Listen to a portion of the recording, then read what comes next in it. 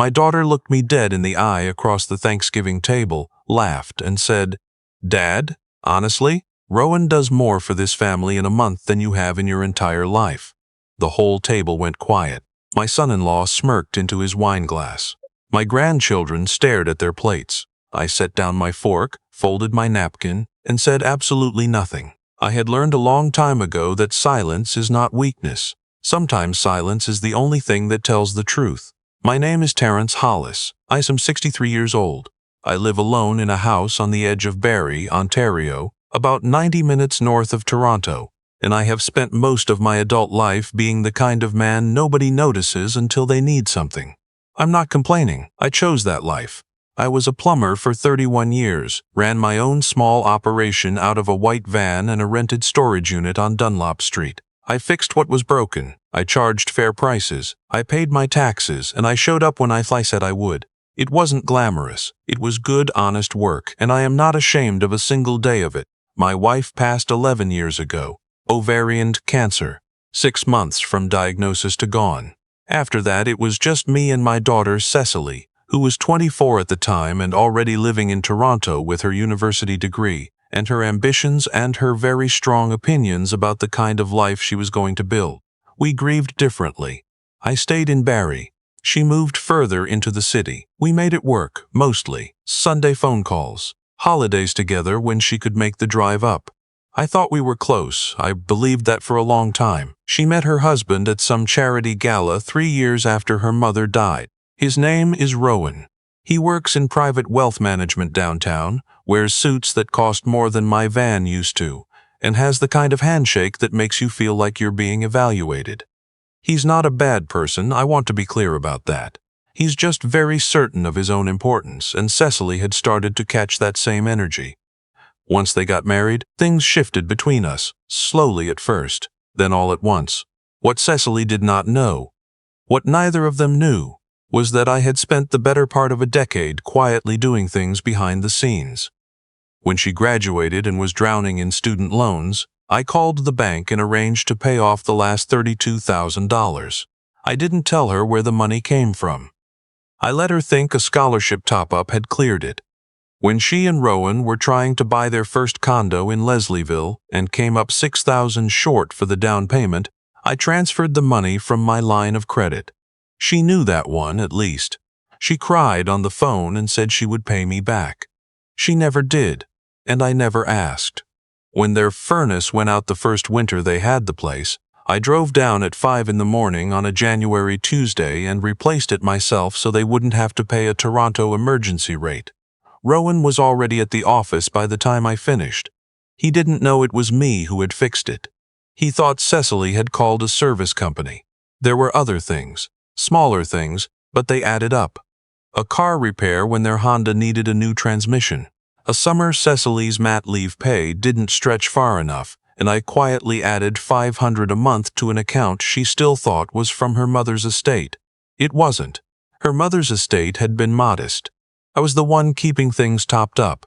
I want to be honest about something, because the people who told this kind of story on the internet always made themselves sound perfectly wise and righteous, and I don't think I was. I kept things quiet partly because I wanted to protect my daughter's pride. Yes, but I also kept things quiet because some part of me believed that if she knew how much I was doing, she would love me more obviously. It didn't work. Somewhere along the way, invisible help just becomes invisible. The Thanksgiving dinner was at their house. Cecily had moved them out of the condo and into a semi-detached in East York by then, the kind of neighborhood where people put black-framed windows in to make old houses look modern. The table was set beautifully. I'll give her that. She was always her mother's daughter for setting a table. I drove down the day before and brought maple-glazed carrots and a butter tart from the bakery near my house that she had loved since she was a child. She took the tarts and put them in the fridge without comment. The comment at dinner came about 45 minutes in, when my son-in-law was telling a long story about a client he had advised through a complicated estate situation. He had done well by this client, apparently. He was letting us know. Cecily had been nodding along the way she does when she's proud of him. And then she turned to me and said something about how her father had always played things small. She said it kindly at first, the way you soften an insult by calling it perspective. But then Rowan laughed and added something about self-made men being defined by their choices, and Cecily laughed with him, and that's when she said it. My daughter looked me dead in the eye and said that Rowan did more for this family in a month than I had in my entire life. I want to tell you I felt nothing. I didn't feel nothing. There was a burn behind my eyes that I know, from experience, means I am close to something I don't want to do in front of other people. I breathed through it.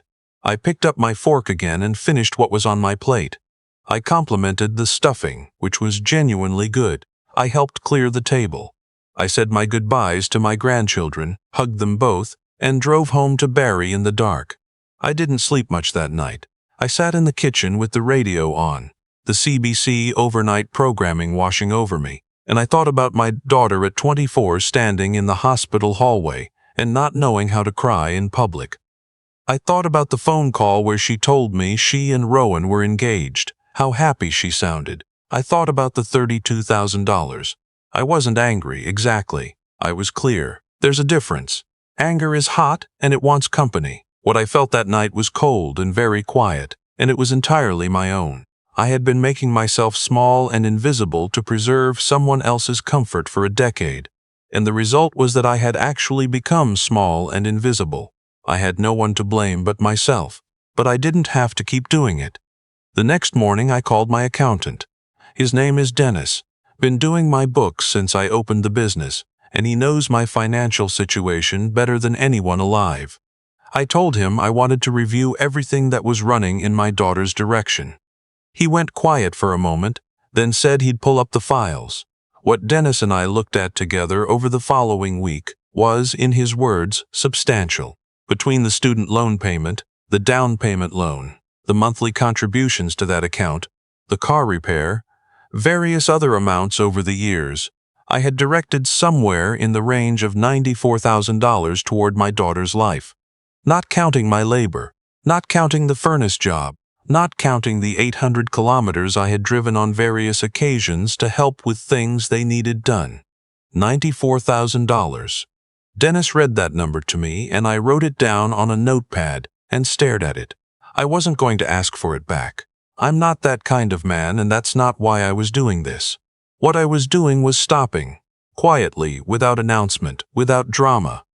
The monthly deposit into that account stopped the line of credit I'd kept open specifically as a buffer, in case they needed something, closed. The standing offer I'd made to Rowan when they bought the semi-detached, that I'd do any plumbing work myself and save them the service fees.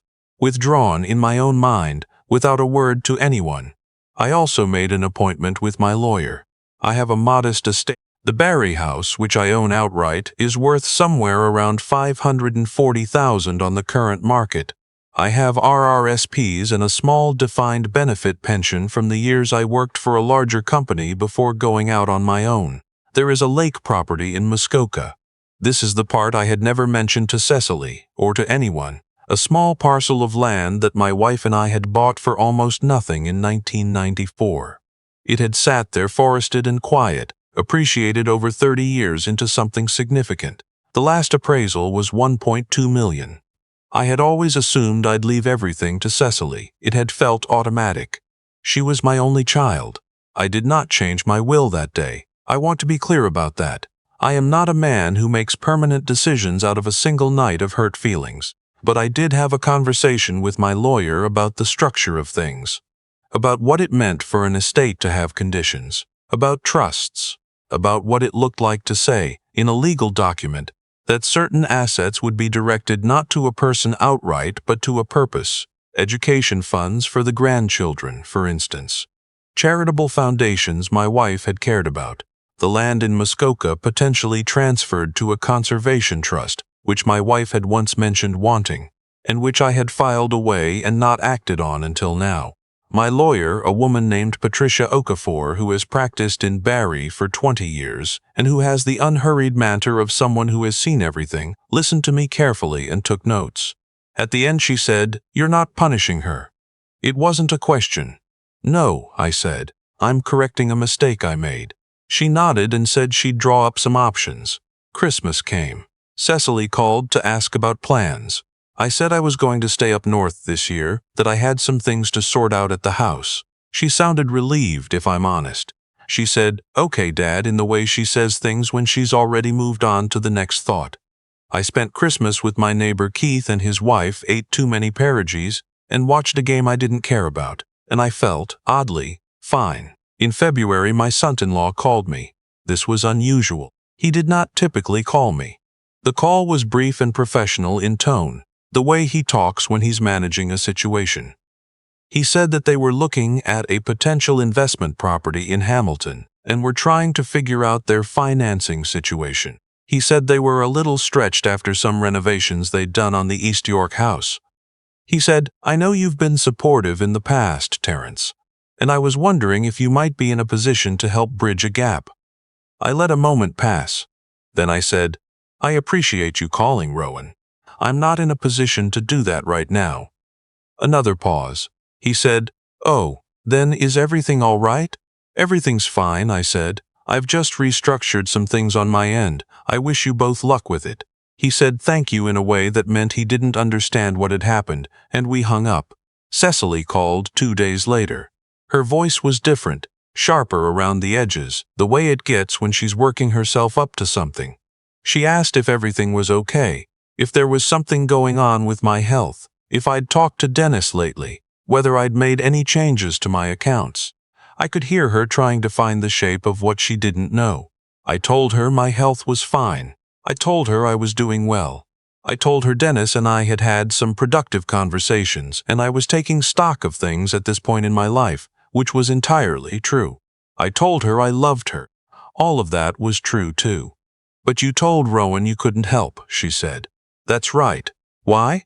I thought about Thanksgiving. I thought about the word life, the way she'd leaned on it. Your entire life. I thought about how easy it is to diminish something you've never been asked to see. "I've been doing a lot of thinking," I said. "I've realized I built some habits around helping that weren't healthy for either of us. I think it's better if you and Rowan work through your financial decisions together. You're capable people. You don't need me filling in the gaps." She was quiet for long enough that I thought the call had dropped. "Filling in the gaps," she finally said. "Yes. Dad, what gaps? What are you talking about?" I thought about Dennis reading me that number, 94,000. I thought about the furnace in January and Rowan already at the office. "Nothing specific," I said. "Just a change in how I'm thinking about things." She pushed a little more. I held the line.